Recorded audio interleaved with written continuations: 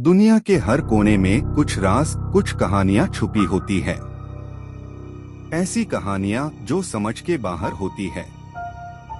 और हम आए हैं अन सीक्रेट्स को अनकवर करने, अन पाथ्स पार चलने, जहां से लोग वापस तो आते हैं, लेकिन कहते हैं अंधेरा उनके साथ चिपक कर आता है। स्वागत है डायनामिक डार्क में। स्वागत है एक ब्रांड न्यू हॉरर एपिसोड में। स्वागत है एपिसोड 57 में। मैं हूं आदित्य और आज हम लाए हैं 3 टेरिफाइंग हॉन्टेड स्टोरीज, जिसमें है असली भूत प्रेत, चुड़ैल और साइकोलॉजिकल डर का परफेक्ट ब्लेंड। नई कहानियां, नया हफ्ता और नया डर। पिछले एपिसोड 56 में हमने creepy pasta horror stories explore की थी। अगर आपने मिस किया, लिंक डिस्क्रिप्शन में है, जरूर चेक करो। तो चलो शुरू करते हैं डरावना एपिसोड 57। अगर आप यहाँ नए हो तो लाइक, सब्सक्राइब और नोटिफिकेशन बेल ऑन करना मत भूलना। अगर आप डेयर करते हो देखने के लिए कि आगे क्या आने वाला है। आज हम एक्सप्लोर करेंगे 3 हॉन्टेड स्टोरीज, हर एक अपने तरीके से टेरिफाइंग। सबसे पहली कहानी बस्तर्स वैनिशिंग रो। आज की दूसरी कहानी है room 9 the homing girl of Uttarakhand. आज की आखिरी कहानी है the drowned bride of Kerala backwaters. अच्छे एक्सपीरियंस के लिए अपने ईयरफोन्स या हेडसेट लगाओ। लेट द डार्कनेस, सस्पेंस और फियर आपको कंज्यूम करने दो। आप अपने रूम की लाइट्स ऑफ कर दो ताकि एकदम सिनेमैटिक या हॉरर एक्सपीरियंस माइल, क्योंकि ऐसा एक्सपीरियंस सिर्फ डायनामिक डार्क पार ही मिलेगा। बस्तर के घने जंगल एक अजीब सी खामोशी को अपनी गॉड में छुपाए बैठे हैं। इन्हीं जंगलों के बीच एक 2 किलोमीटर का हिस्सा है जिसे सब गुमशुदा रोड कहते हैं। दिन के टाइम ये रोड बिल्कुल नॉर्मल लगती है, लेकिन रात होते ही पूरा एटमॉस्फेयर बदल जाता है। पेड़ हवा से नहीं, किसी और के सांस लेने से हिलते हैं। और इस सब के बीच एक लड़की आमनी, सिर्फ 19 साल की, रोज सुबह ये राउट क्रॉस करके अपने कॉलेज जाती थी। दिन में रोड बिल्कुल सेफ लगती थी, इसलिए आमनी को कोई डर नहीं होता। और लोकल्स हमेशा उससे कह देते, बेटा रात 10 के बाद इस सड़क पार मत दिखियो, वापस नहीं आ पाओगे। आमनी हंसती थी। असेस लगता ये बस ट्राइबल मिथ्स है, जंगल स्टोरीज। लेकिन पिछले 7 साल में इसी छोटे 2 किलोमीटर्स के स्ट्रेच से 17 लोग गायब हो चुके थे। कोई एक्सीडेंट का प्रूफ नहीं, कोई टायर मार्क्स नहीं, व्हीकल मिल जाता है, पार ड्राइवर गायब। और सबसे डिस्टर्बिंग बात, गायब होने से पहले सब एक हाई चीज रिपोर्ट करते थे। रात के बाद जंगल में एक अजीब सी जली हुई गंध फैलना, और फिर एकदम से कंप्लीट साइलेंस। हवा तक रुक जाती है। और इस साइलेंस के बीच एक लड़की की सांस, जैसे कोई स्ट्रेच्ड विस्पर। आमनी ने कभी रात को ये रोड क्रॉस नहीं की थी, पर एक दिन उसके हॉस्टल का फेयरवेल लेट हो गया। रात के 9:45 बजे वो बाइक पार निकली और फोन बैटरी 2% पे ब्लिंक कर रही थी। जंगल में एंटर होते ही पैटर्न की मूवमेंट सिंक्रोनाइज होने लगी, जैसे कोई इनविजिबल फोर्स उन्हें एक रिदम दे रहा हो। और फिर आमनी को किसी ने पीछे से बहुत धीरे, बहुत ही हल्की सी आवाज में कहा, मत रुकना, मत मुड़ना। उसका सांस रुक गया, गाड़ी स्लो हो गई, और जैसी ही उसने पलटने की हिम्मत की, जंगल के बीच एक सेफ साया हल्का सा झुककर खड़ा। आंखों की जगह 2 काले खाली गड्ढे। और एफआईआर आमनी को याद है, सिर्फ उसकी चीख। या फिर कुछ भी नहीं? बस एक चेतावनी रह गई। गुमशुदा रोड अपने रात के मेहमान को वापस नहीं जाने देती। रात के 10:15 बजे आमनी अपनी बाइक लेकर कॉलेज से वापस जा रही थी। उसने गांव के लोगों की चेतावनियां इग्नोर किया। गुमशुदा रोड पे रात 10 के बाद मत जाना। दिन में रोड नॉर्मल लगती थी, पर रात के अंधेरे में पेड़ और पत्ते एक अजीब तरीके से हिल रहे थे, जैसे जंगल अपनी सांस रोककर उसका इंतजार कर रहा हो। 2 मिनट तक सब ठीक था। फिर हेलमेट के अंदर से एक हल्की सी आवाज आई, बिल्कुल धीरे, जैसे कोई घुंघरू खींच रहा हो या किसी ने पैटर्न में उंगलियां घुमा दी हो। आमनी की सांसें तेज हो गई, हाथ थोड़ा कांपने लगे।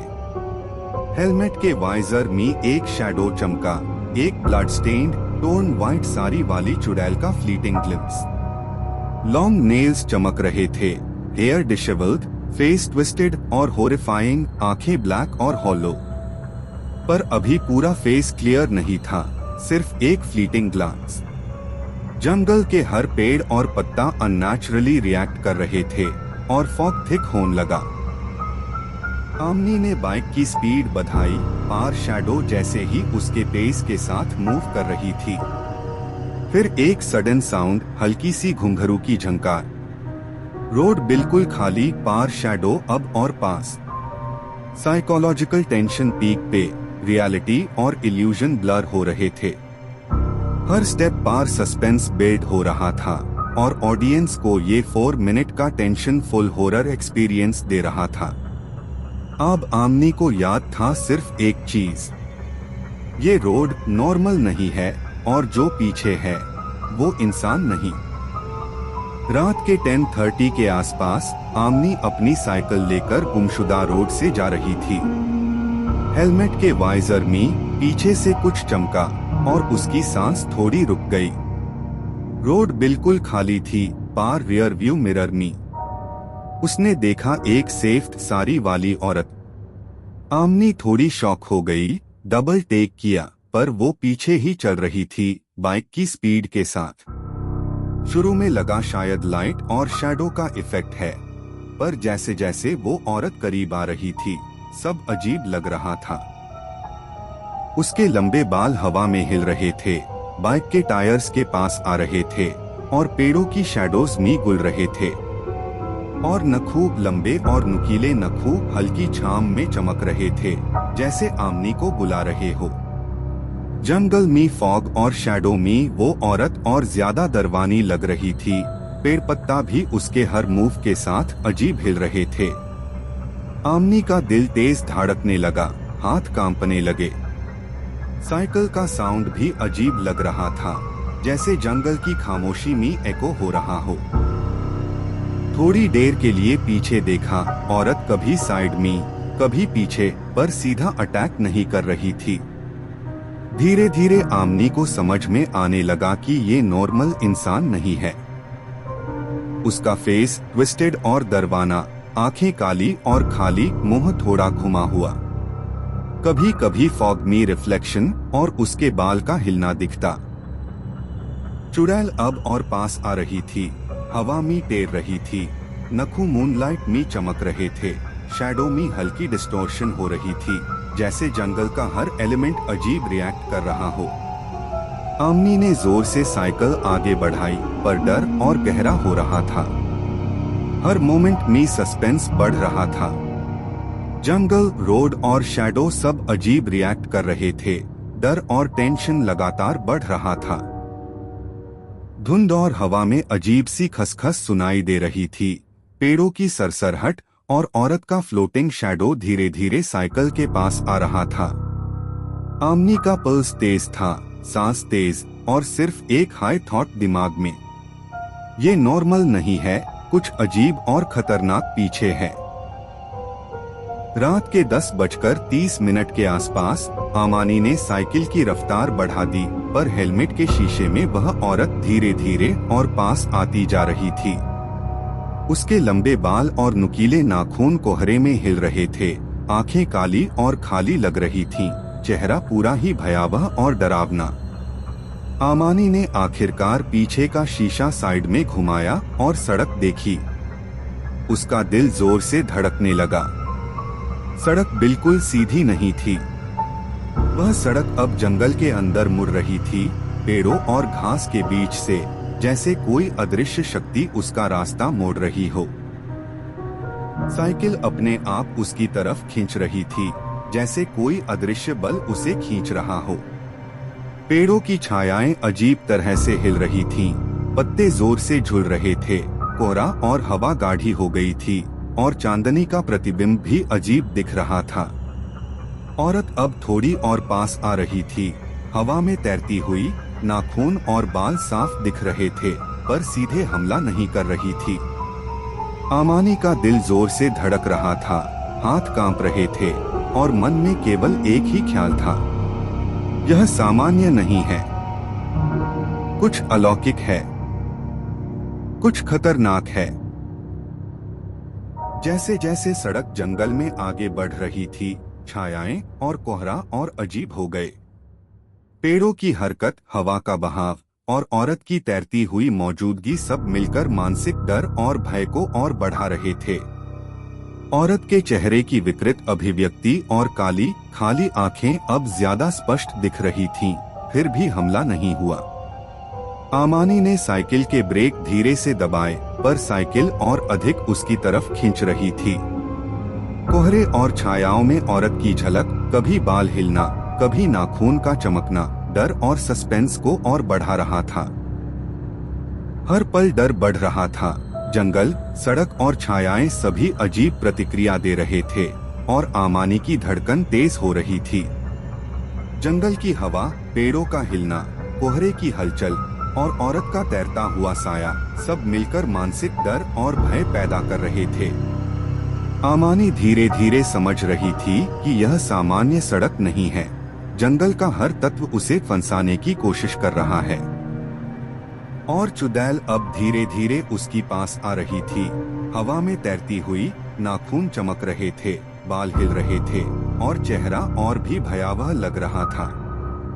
हर पल डर और सस्पेंस बढ़ रहा था। कोहरा, छायाएं और औरत की मौजूदगी दर्शकों को पूरी तरह से डर में डुबो रही थी। हर धड़कन के साथ भय और गहरा हो रहा था, जैसे सड़क और जंगल खुद आमानी को खींच रहे हों और चुड़ैल की असली मौजूदगी धीरे धीरे सामने आ रही हो। सस्पेंस और भय क्लाइमैक्स के लिए तैयार हो रहा था। रात का कोहरा गाढ़ा था, जंगल की हर छाया अजीब तरह हिल रही थी और संकरी गुमशुदा रोड सुनसान थी। आमानी और प्रणय दोनों साइकिल पर थे, सांसें तेज, हाथ कांप रहे थे और दिल जोर जोर से धड़क रहा था। प्रणय ने अचानक जोर से ब्रेक लगाया। हेलमेट के शीशे में झिलमिलाहट हुई। आमानी की आंखें डर और सस्पेंस से चौड़ी हो गईं। उसने देखा कि सफेद साड़ी वाली औरत अब जमीन से सिर्फ एक हाथ ऊपर उठाए हवा में तैर रही थी। चेहरा विकृत और टेढ़ा, आंखें काली और खाली और बाल हवा में फैल रहे थे। नाखून लंबे और नुकीले हवा में हिल रहे थे, जैसे उसे बुला रहे हों। आमानी की धड़कन तेज थी। उसने महसूस किया कि जंगल और सड़क दोनों अजीब तरीके से उसके डर को बढ़ा रहे थे। हर पत्ता हिल रहा था, हर शैडो मूवमेंट सस्पेंस और डर को और गहरा कर रहा था। कोहरा गाढ़ा हो रहा था और चांदनी झिलमिला रही थी, जिससे औरत का चेहरा और भी डरावना लग रहा था। औरत बार बार वही कह रही थी, घर मत जा, जंगल आजा। आमानी का दिल जोर जोर से धड़क रहा था, कानों में उसकी आवाज गूंज रही थी। प्रणय भी सिहर रहा था, पसीने से भीगा हुआ, डर के मारे चिल्लाया, छोड़ो मुझे। सभी सराउंडिंग्स अचानक और अजीब हो गए। पेड़ और छायाएं जैसे जीवित हो गए हों। हवा जोर से बह रही थी और कोहरा गाढ़ा होकर जंगल की भयावहता को बढ़ा रहा था। साइकिल हिल रही थी, दोनों के हाथ कांप रहे थे। आमानी महसूस कर रही थी कि उनका दिमाग और मन दोनों साइकोलॉजिकल ट्रैप में फंस गए हैं। चुड़ैल धीरे धीरे और पास आ रही थी, फ्लोटिंग पोस्चर में। उसके नाखून मूनलाइट में चमक रहे थे, बाल हवा में तैर रहे थे। चेहरा विकृत और डरावना, आंखें काली और खाली। हर झलक सस्पेंस और डर को पीक पर ले जा रही थी, जैसे पूरा जंगल और शैडो फोर्सेस दोनों को अपने जाल में फंसा रहे हों। प्रणय ने फिर जोर से चिल्लाया, छोड़ो मुझे। और उसी पल सब कुछ अंधेरा हो गया। कोहरा और गाढ़ा हो गया, शैडोज अचानक खामोश हो गए और चुड़ैल का साया गायब। सड़क, पेड़ और जंगल एकदम खामोश, पर डर अभी भी हवा में घुला हुआ था। आमानी और प्रणय दोनों अब फ्रोजन थे। हर हार्ट बीट सस्पेंस को और बढ़ा रहा था, हर सांस डर की गूंज महसूस करा रही थी। आमानी ने महसूस किया कि उनका सामना केवल चुड़ैल से नहीं, बल्कि पूरे जंगल और उसकी अलौकिक शक्ति से हो रहा था। हर शैडो, हर झिलमिलाती लाइट, हर मूवमेंट साइकोलॉजिकल डर को और बढ़ा रहा था। जैसे ही जंगल और रोड ने अपनी पूरी शक्ति दिखाई, दोनों समझ गए कि ये जगह सामान्य नहीं। चुड़ैल की आखिरी झलक, उसके फ्लोटिंग पोस्चर, नाखून और विकृत चेहरा उनके मन में डर की गहरी छाप छोड़ गए। और अब कहानी का क्लाइमैक्स पूरी तरह तैयार था, सस्पेंस, फियर और साइकोलॉजिकल हॉरर के पीक के साथ। अगली सुबह गांव वालों को आमानी की साइकिल मिली। साइकिल जंगल के बीच खड़ी थी, पत्तों और धुएं से ढकी, जैसे रात की भयावहता अभी भी वहीं मौजूद हो। आमानी तो सुरक्षित थी, पर प्रणय कहीं नहीं था। सिर्फ उसके हेलमेट के अंदर एक काला हाथ का निशान दिखा और पास में घुंघरू का एक टुकड़ा पड़ा था। आमानी का दिल जोर जोर से धड़क रहा था, हाथ कांप रहे थे। उसने महसूस किया कि रात की भयावहता अभी भी उसकी नसों में मौजूद है। गांव वाले धीरे धीरे पास आए और जंगल की ओर देखा। सभी को समझ आ गया कि ये जगह सामान्य नहीं। वे कहते हैं, जो लोग रात में उस औरत को देख लेते हैं, वे जंगल में कहीं खो जाते हैं। और जिनकी साइकिल या सामान मिलता है, उनके साथ सिर्फ रहस्य और डर बचता है। आमानी ने महसूस किया कि वो केवल भाग गई, पर प्रणय उस चुड़ैल और जंगल के रहस्य में अब भी फंसा हुआ था।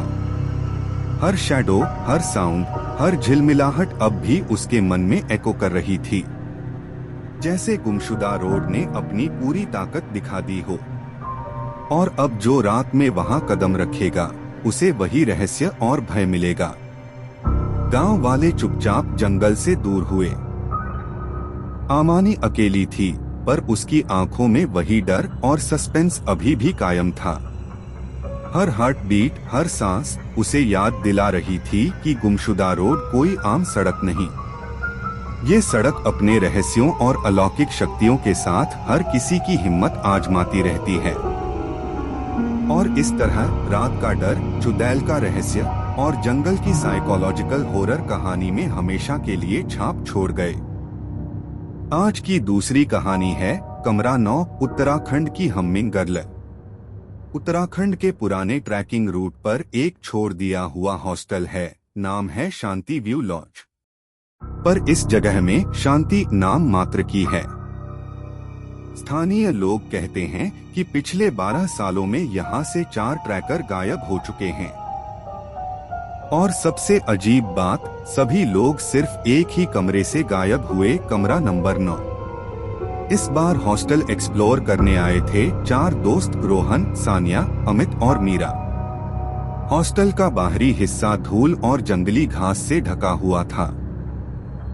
सड़क से लगती थी कि कोई भी कदम इस ओर बढ़ाने से पहले 2 बार सोचता है। दरवाजों की लकड़ी जर्जर, खिड़कियों में कांच टूटा हुआ और दीवारों पर अजीब तरह के निशान, जैसे अंदर ही अंदर चीखें सुनाई दी हों। रात का समय था और कमरे से धीरे धीरे हमिंग जैसी आवाजें आ रही थीं। कभी कभी लगता था जैसे कोई गा रही हो, पर स्वर मानव नहीं था, बिल्कुल भौतिक दुनिया से परे। रोहन ने पहली बार कमरे के पास देखा एक हल्की छाया हवा में तैर रही थी। अमित ने महसूस किया कि पावों की आहट उसके कानों में गूंज रही थी और सान्या और मीरा का मन डर से भर गया।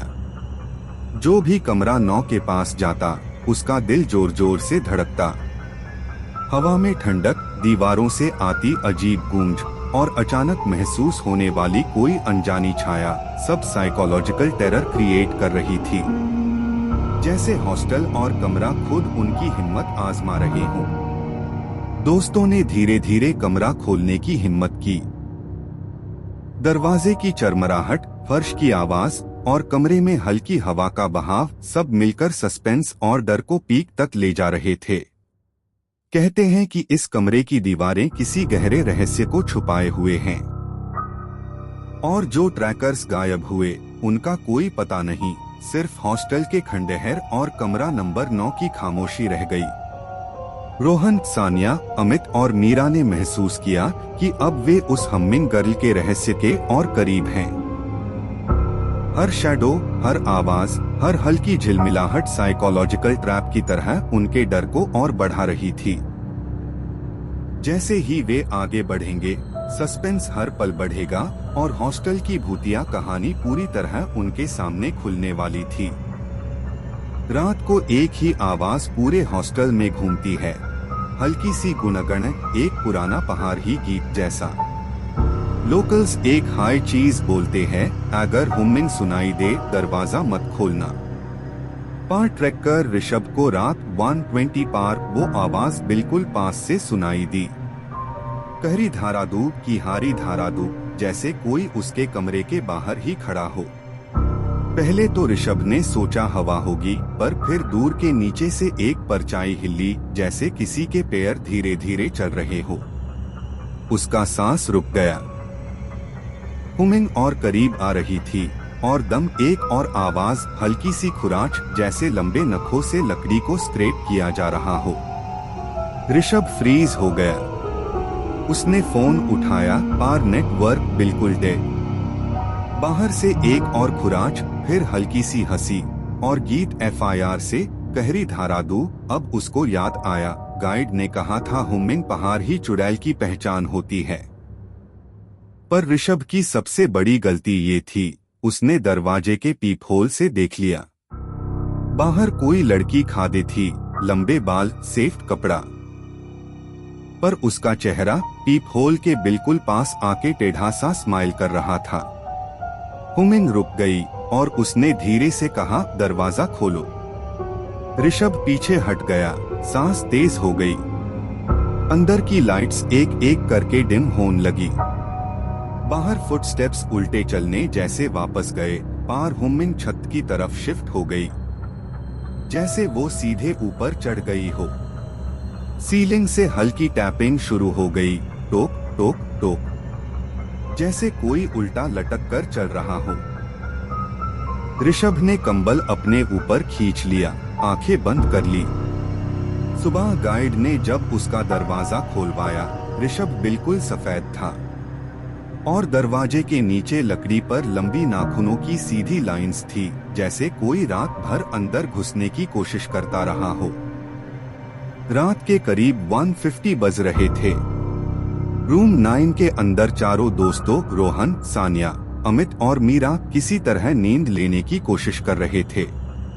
पुराना हॉस्टल ठंडी हवा और जंगल की अजीब खामोशी से भर गया था। कहीं दूर से एक खिड़की का वुडन फ्रेम हिल रहा था, बस वही एक लगातार साउंड। तभी वही हुमिंग फिर से शुरू हुई, वही पहाड़ी धुन, वही हल्की गुनगुनाहट जो लोकल्स ने वार्निंग के साथ बताई थी। हुमिंग सुनाई दे, डोर मैट खोलना। सान्या ने आंखें खोलकर धीरे से पूछा, ये फिर से आ रही है ना? अमित ने दार से ब्लैंकेट अंदर खींचा। हाँ, और इस बार बहुत पास से। मीरा पानी लेने उठी और जैसे हाई बॉटल ली, हुमिंग एकदम से ज्यादा क्लियर, ज्यादा लाउड हो गई। ऐसा लगा जैसे हॉस्टल की हर दीवार से वो आवाज निकल रही हो। रोहन क्यूरियोसिटी के चलते दूर के पास आया। उसने पीप होल से देखने की कोशिश की। बट पीप होल से सिर्फ अंधेरा ही दिखा। फिर एक सॉफ्ट शैडो हॉलवे में हिली, ट्यूबलाइट ब्लिंक हुई और मीरा ने दारा हुआ बोल दिया, रोहन प्लीज मैट देख, कुछ गलत लग रहा है। पर रोहन ने धीरे से हैंडल घुमाया और दूर को हल्का सा खोला और उस मोमेंट सबकी सांसें अटक गई।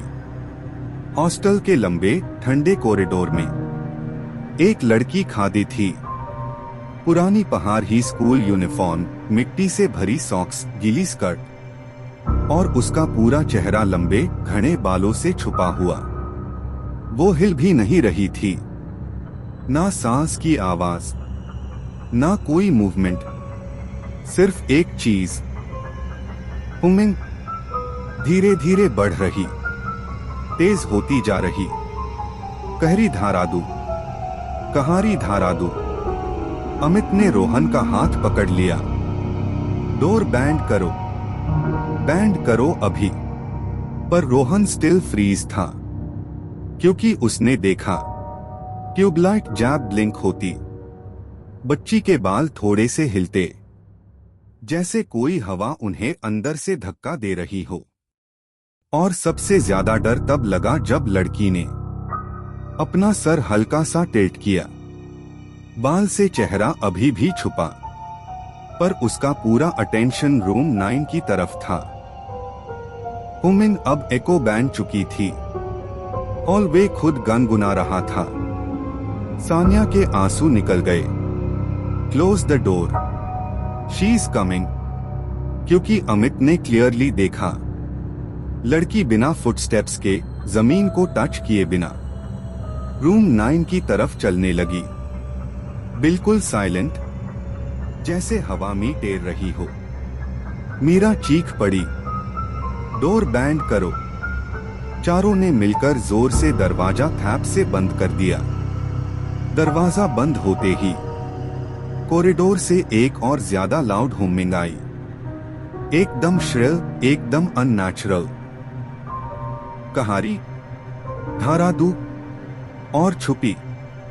बस एक बात सामने थी, वो स्कूल यूनिफॉर्म वाली लड़की कोई बची नहीं थी।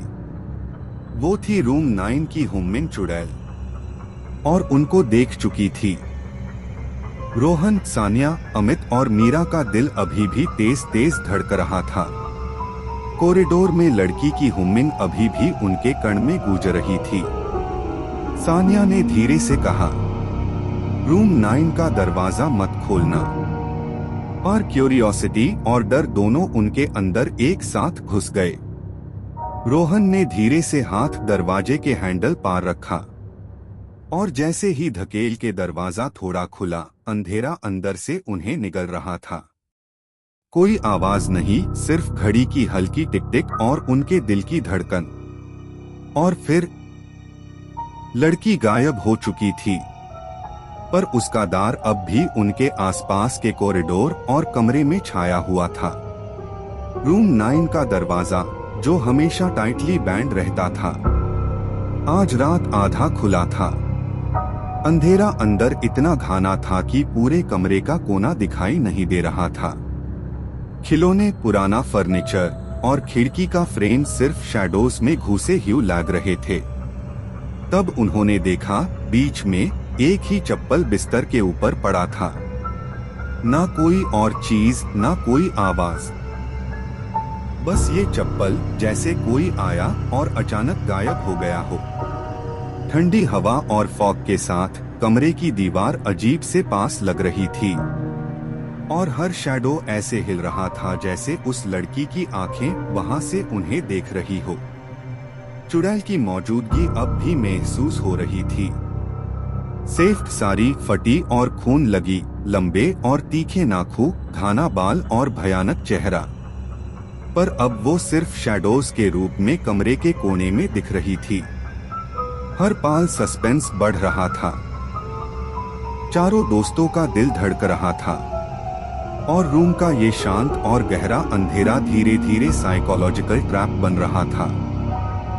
अचानक रूम 9 के अंदर से सांसें सुनाई देने लगी।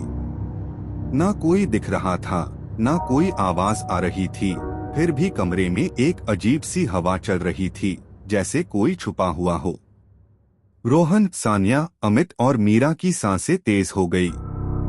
उनके दिल की धड़कन तेज हो रही थी और उनके चेहरे पर डर का असर साफ नजर आ रहा था। फिर एक फुसफुसाहट आई, जैसे आवाज कहीं से ही ना आ रही हो, बल्कि कमरे के कोने से। आज हम यूज चुनते हैं जो हमसे डरता नहीं। दोस्तों के अंदर का डर और तेज हो गया। हर एक सेकंड में सस्पेंस बिल्ड हो रहा था। रोहन का दिल धड़कना रुक सा गया। सानिया और मीरा की सांसें रुक गई। अमित की आंखें बेड हुए डर से खुली रही। गुनगुनाते हुए सुर जैसे पूरे कमरे में काट दिए गए। खामोशी छा गई, बिल्कुल मुर्दा खामोशी। और चुड़ैल का प्रेजेंस अब भी महसूस हो रहा था। व्हाइट साड़ी फटी और खून लगी, लंबे तीखे नाखून, घने और उलझे बाल, फेस ट्विस्टेड और terrifying, body slightly floating, head static. Fog और शैडोज के साथ रूम का अंधेरा और साइकोलॉजिकल ट्रैप का फीलिंग बढ़ रहा था। हर पाल सस्पेंस और डर ऑडियंस को फ्रेंड्स के साथ मैच कर रहा था। सुबह गाइड आए, हॉस्टल में अजीब सा सन्नाटा था। रोहन, सानिया, अमित और मीरा चिल्ला रहे थे। ऋषभ गायब था। रूम 9 का दरवाजा आधा खुला था। अंदर बिस्तर पर 2 चप्पालें पड़ी थी, जो रात को वहां नहीं थी। लेकिन ऋषभ का कोई पता नहीं। बस एक चीज मिली, उसके टेकी के नीचे एक चिट्ठी। उस पर लिखा था, वो मुझे रात को गुनगुनाते हुए मिली थी। और फिर वो रूखी ही नहीं। स्थानीय लोग कहते हैं, रूम 9 की गुनगुनाती लड़की किसी को मारती नहीं, वो बस एक काम करती है, उन्हें अपना रूममेट बना लेती है। आज की आखिरी कहानी है the drowned bride of Kerala backwater. Kerala के एलएलबी बैकावातर को लोग स्वर्ग कहते हैं, पर रात 12 के बाद यही स्वर्ग एक सुनसान कब्रिस्तान जैसा लगता है। स्थानीय बोटमैन एक बात हमेशा कहते हैं, पानी में अगर किसी और की परछाई दिखे तो पीछे मत मुड़ना, क्योंकि कई साल पहले यही एक लड़की डूबकर मारी थी, एक दुल्हन। और तब से वो रात के अंधेरे में आवाजों से लोगों को बुलाती है।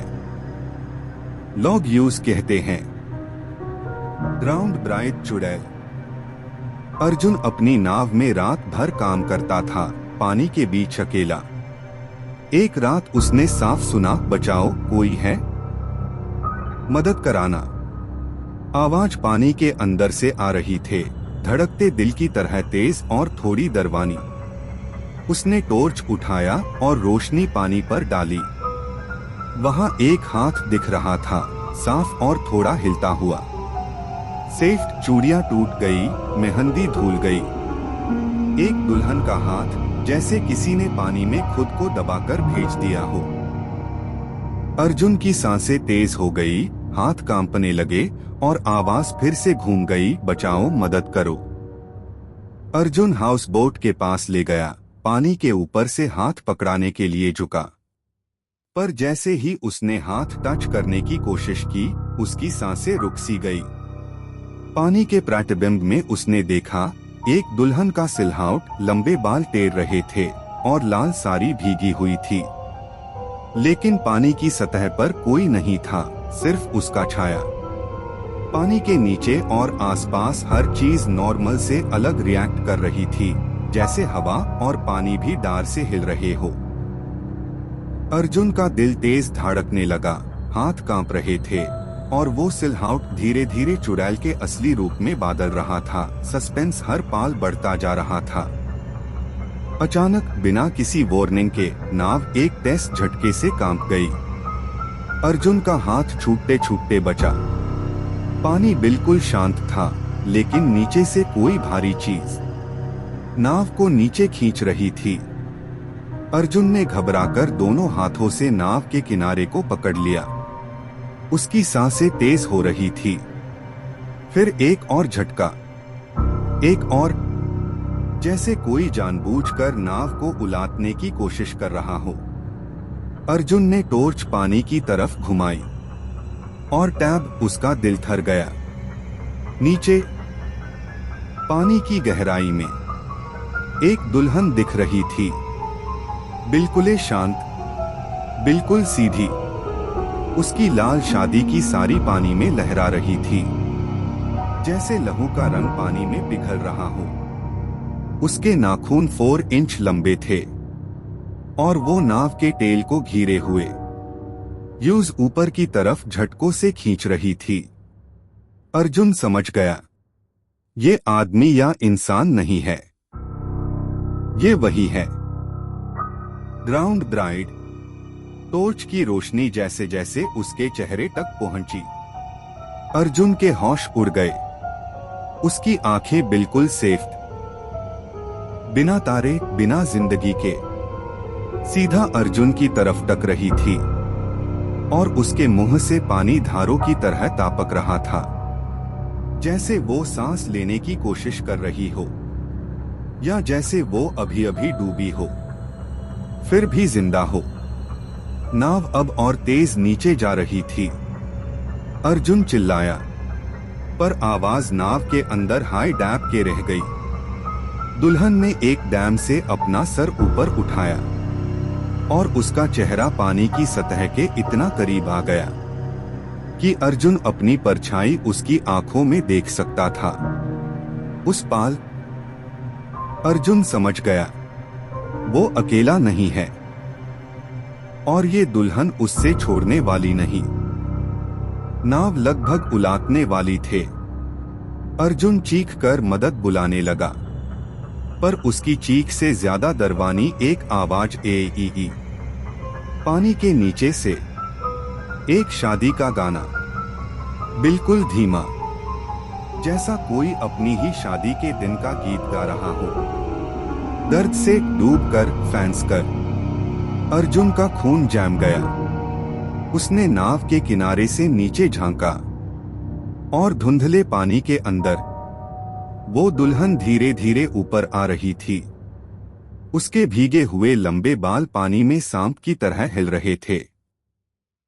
लाल साड़ी का पल्लू उसके पीछे अंधेरे जैसे लहरता जा रहा था और उसका चेहरा बस अर्जुन के चेहरे से कुछ इंच दूर पानी में तैरता हुआ सीधा उस पर टिककर। गाना रुक गया, सिर्फ उसके मुंह से पानी टपकने की आवाज बची थी। अर्जुन की सांसें तेज हो गई। नाव भयानक तरीके से हिलने लगी और पानी के नीचे वो दुल्हन जैसे उसे अपने साथ खींचने का इंतजार कर रही हो। सुबह पानी के ऊपर सिर्फ एक खाली नाव तैराती मिली। अर्जुन का कोई पता नहीं।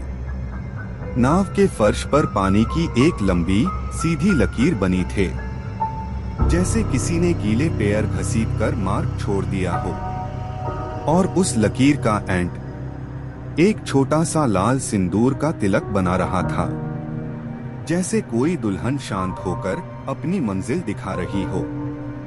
स्थानीय लोग दार कर कहते हैं, डूबी हुई वो दुल्हन किसी को पानी में डुबाती नहीं है, वो तो बस उन्हें अपने साथ ले जाती है। उस रात में जो उसकी कभी पूरी ही नहीं हुई। कुछ बोटमैन बोलते हैं, अगर रात को पानी में सिंदूर तैरता दिखे, समझ लो किसी और की शादी अब भी जारी है। So that was the end of episode 57 of Dynamic Dark। अगर ये स्कैरी स्टोरीज और दरवानी कहानियां ने आपको सच में स्केयर किया तो कमेंट्स में बताओ कौन सी स्टोरी ने आपकी रात खराब कर दी। सबसे टेरिफाइंग कमेंट आए Aditya will pin it. Like करो, सब्सक्राइब करो और नोटिफिकेशंस ऑन रखो ताकि आप हमारी नेक्स्ट स्कैरी और डरावानी कहानी मिस ना करो। और ये हॉरर एपिसोड अपने फ्रेंड्स और फैमिली के साथ शेयर करो if they can handle the fear. कोई haunted location, Indian horror story या अर्बन लेजेंड शेयर करना है? Drop it in the comments. जो आइडिया सबसे ज्यादा लाइक्स लेगा वो हमारे नेक्स्ट एपिसोड में फीचर होगा। एपिसोड 58 जल्द HII आ रहा है, जहां हम सुनेंगे Indian urban legend horror stories और सस्पेंसफुल ट्विस्ट्स चुड़ैल वाली स्टोरीज होगी नेक्स्ट एपिसोड में। तब तक के लिए देखते रहिए डायनामिक डार्क के साथ, सुनते रहिए डरावानी कहानियाँ। ROZ नया एपिसोड आता है शाम के 7:45 बजे।